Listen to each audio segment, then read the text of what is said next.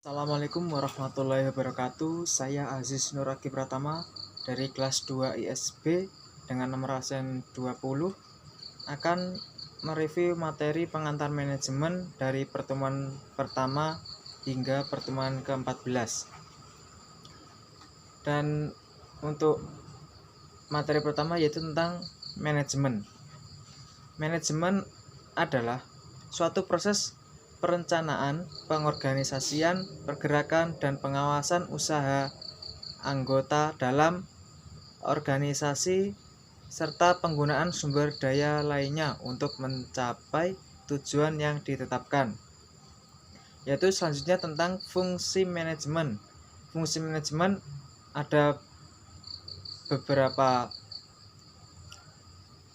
pengertian, yaitu yang pertama tentang planning, yang kedua organizing, yang ketiga staffing, yang keempat directing, yang kelima controlling.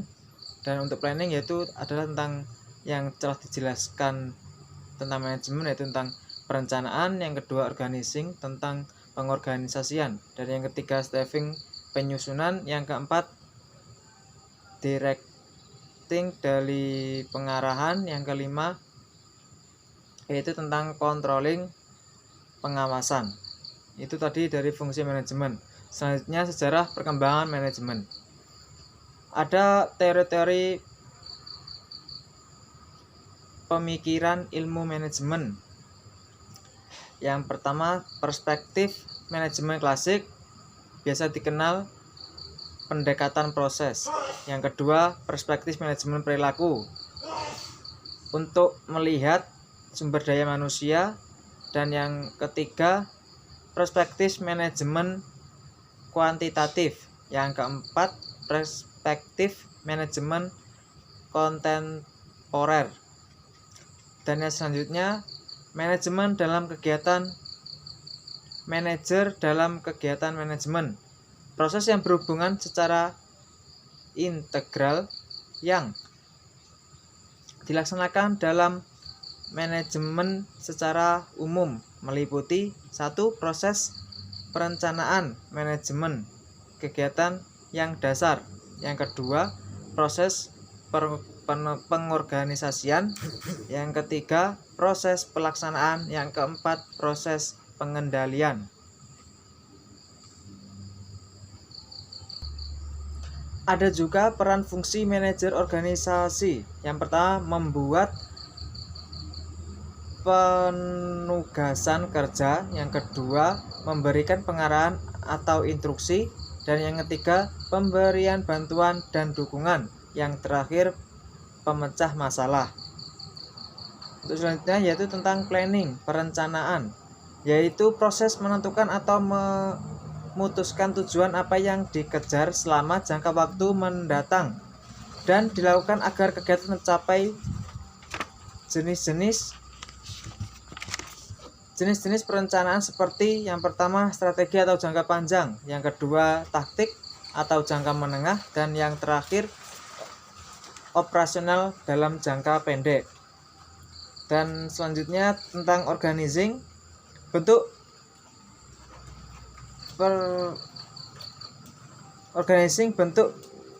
perserikatan atau kerjasama yang dilakukan dua orang atau lebih mencapai tujuan. Komponen organisasi yaitu 1 untuk pegawai, 2 pekerja, 3 hubungan, dan yang terakhir lingkungan. Staffing, kegiatan merekrut tenaga kerja untuk mengembangkan suatu organisasi atau keperusahaan. Setiap karyawan memberikan daya guna memaksimalkan kepada perusahaan. Selanjutnya directing, kegiatan pengarahan agar seluruh tim mencapai tujuan bersama. Faktor penentu rancangan struktur organisasi meliputi yang pertama, besar kecilnya organisasi, yang kedua, strategi organisasi, yang ketiga, karyawan, dan yang terakhir, teknologi. Dan selanjutnya controlling, proses penetapan ukuran kinerja, dan pengambilan tindakan yang dapat mendukung pencapaian hasil yang maksimal. Tujuannya memberikan jaminan.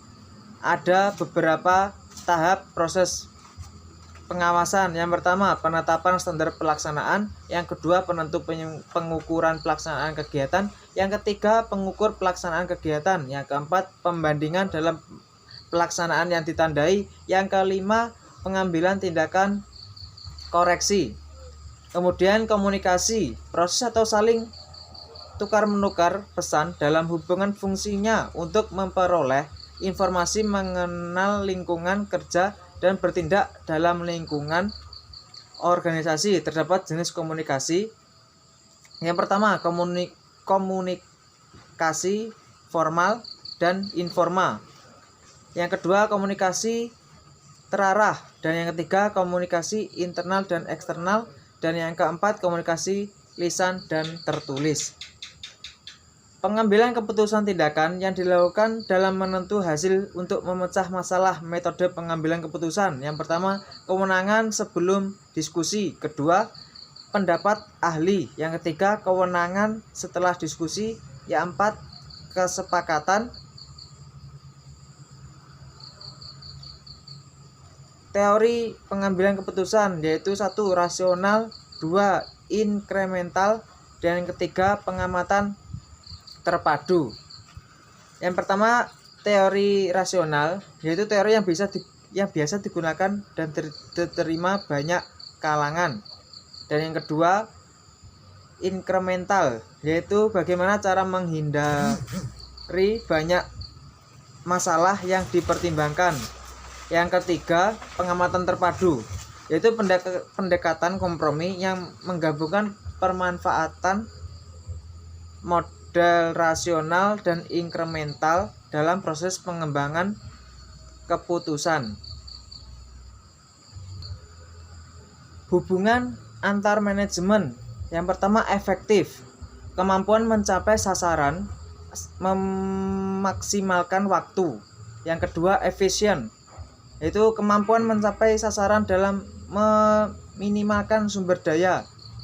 Hubungan antar belakang manajemen dibagi menjadi 4, yaitu 1. Manajemen sumber daya manusia atau SDM. Yang kedua, manajemen keuangan. Yang ketiga, manajemen operasi. Dan yang terakhir, manajemen pemasaran. Sekian untuk review materi pengantar manajemen. Wassalamualaikum warahmatullahi wabarakatuh.